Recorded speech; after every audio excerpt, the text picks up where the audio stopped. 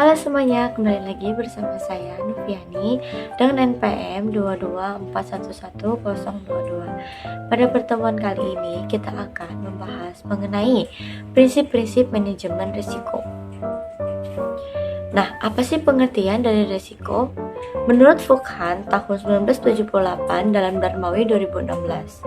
Nah, risiko ini memiliki arti yaitu kerugian. Kemudian risiko adalah kemungkinan kerugian. Risiko bisa juga disebut dengan ketidakpastian, dan risiko merupakan penyebaran hasil aktual dari hasil yang diharapkan. Nah, risiko ini adalah probabilitas suatu hasil berbeda yang diharapkan. Nah, kemudian kita lanjut ke materi risiko dan ketidakpastian. Ketidakpastian menurut Rustam tahun 2017 mengacu pada pengertian risiko dan yang tidak diperkirakan. Sedangkan risiko mengacu pada risiko yang bisa diperkirakan.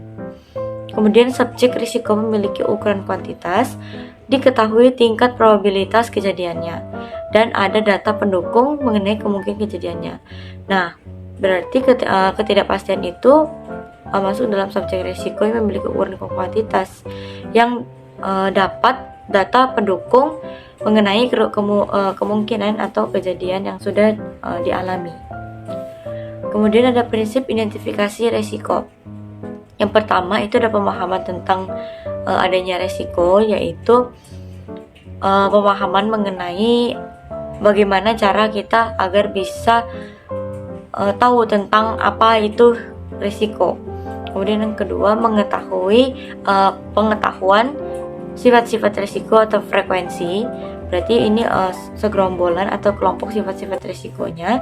Kemudian ada dampak risiko terhadap kelangsungan usaha atau tingkat kegawatan risiko, dan menentukan prioritas risiko tersebut. Nah, manfaat dari daftar kerugian potensial ini apa sih?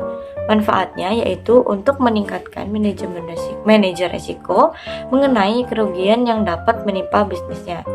Kemudian sebagai dasar pembentukan teknik mengulangi risiko, dan yang ketiga sebagai bahan pembanding dalam evaluasi program yang penanggulangan risikonya itu telah dilakukan selama ini.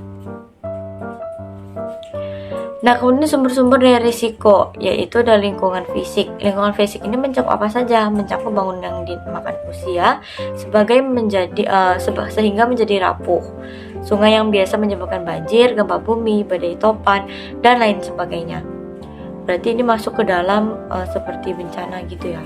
Kemudian lingkungan sosial itu adalah kerusuhan sosial, demonstrasi, konflik dengan masyarakat, pemogokan pegawai, pencurian, dan perampokan.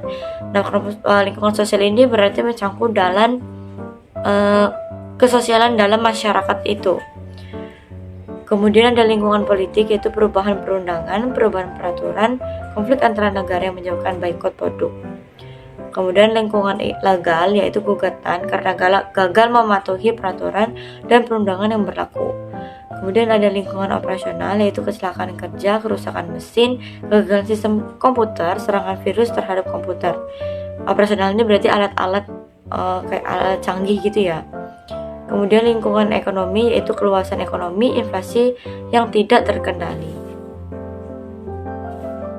Nah, mungkin itu saja presentasi yang dapat saya sampaikan. Jika ada pertanyaan, kalian bisa komen di kolom di bawah ini. Kalian bisa mengulangi materi tersebut jika ada yang kurang jelas. Terima kasih. Kita akan membahas materi selanjutnya di pertemuan yang selanjutnya ya. Bye-bye.